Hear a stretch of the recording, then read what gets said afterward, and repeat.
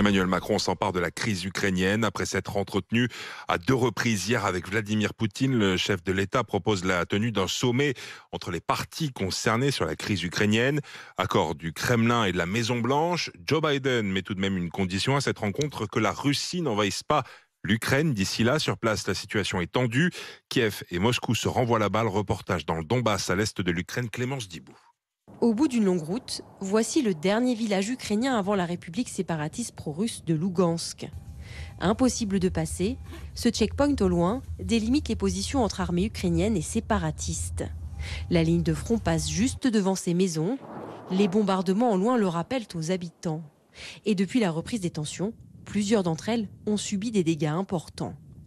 Voilà l'une des traces les plus visibles et les plus récentes. Ça date de quelques jours. La toiture s'est effondrée et a ensuite entraîné un incendie. Et le monsieur qui habitait à l'intérieur a été blessé à la main et il a dû être évacué.